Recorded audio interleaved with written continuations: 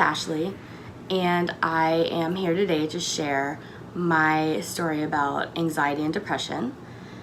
And first, I'm going to explain why it took me 2 months to record this video, to literally sit down and record it. My anxiety manifests a lot, or is due to the feeling of not fitting in, and the feeling of everything needing to be perfect. I literally spoke with my fiance. We discussed this so many times. How am I gonna do makeup? What am I gonna wear? And I'm not really a makeup person per se. I'm not a super trendy person, but it makes me really anxious when I do things and I don't fit in, or I don't look the way that I should. So this morning I woke up and decided that I was gonna record the video this way. It's a Sunday, it's hot as hell, I'm in Austin, I just walk my dogs, but this is normally me. And I thought that it would be more important for me to record the video as me and not as professional Ashley or attempting to be social Ashley, or anything like that. So my anxiety, I feel like, started, that I can remember, somewhere around 3rd grade. I will give you a picture of the outside looking in at Ashley from 3rd grade probably up until now.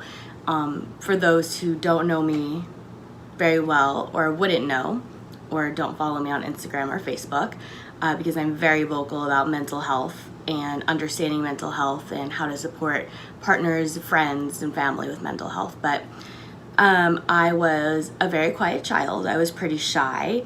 I was smart. I loved to read. I made really good grades.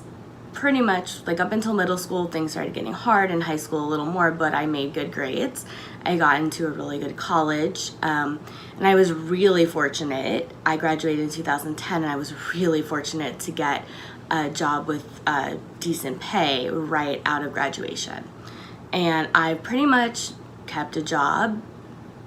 That I had that job with that company, or progressive jobs with that company, up until about a year ago, actually. Almost a year ago, I think this week is when I got my new job. But I've been employed pretty much continuously since I graduated. I'm 31 now.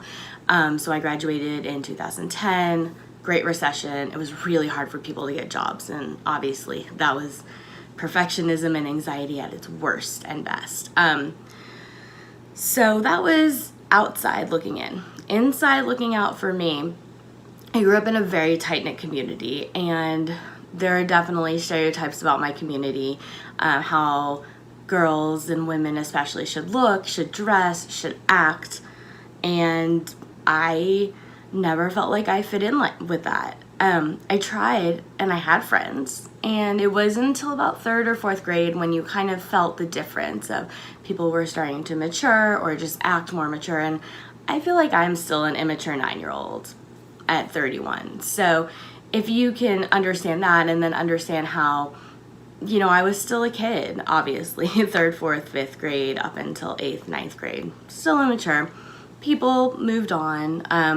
I just never felt like I fit into my community. I always felt like an outsider, and unfortunately that's something that's also manifested up until today. I know that I have amazing friends, amazing family, and amazing fiance who all support me very much, but I still feel like I'm just on the outside looking in, no matter what.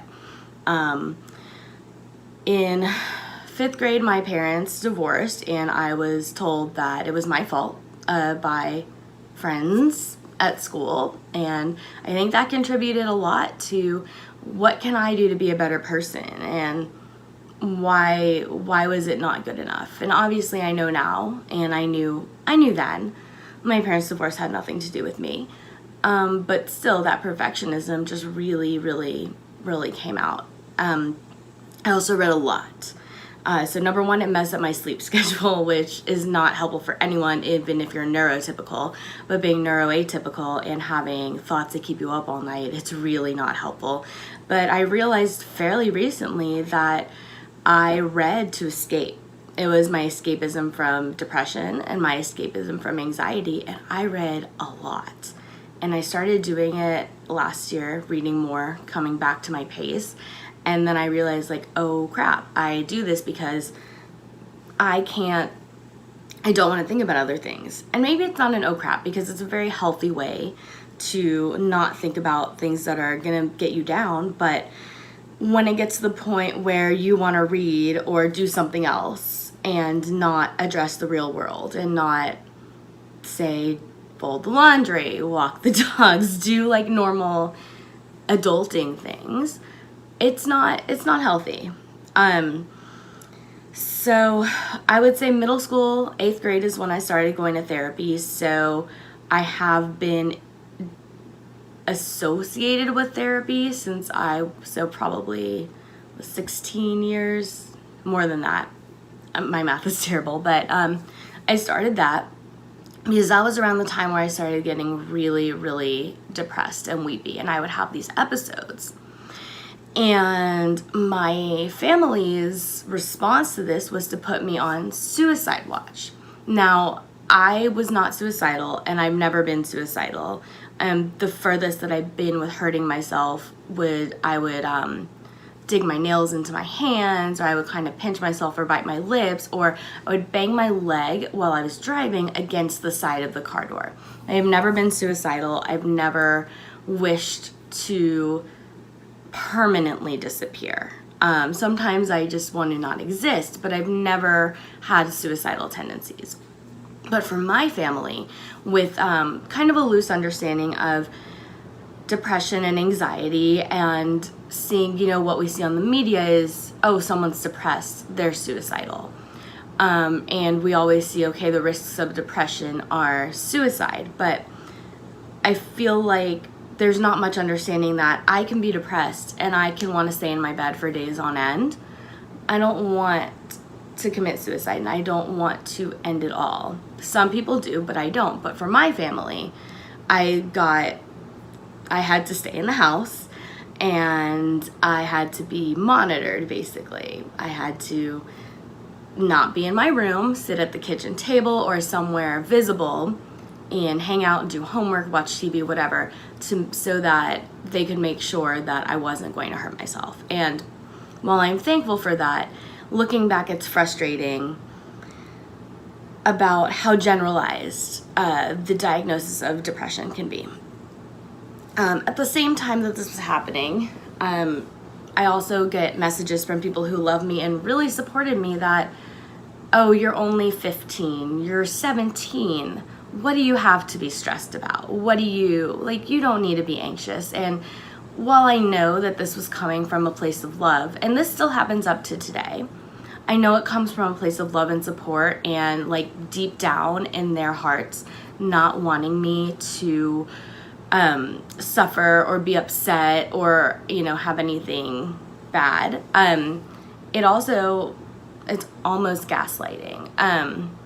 I come from a very privileged background, and I am fully aware of it, and I'm thankful for it every day, and I do everything I can to give back. But you can't tell someone that they aren't eligible to have a mental illness. You can't be anxious. You have everything you want. You can't be depressed. You get this, this, and this. It's not fair, and it's not how these illnesses work. And that honestly contributes to it.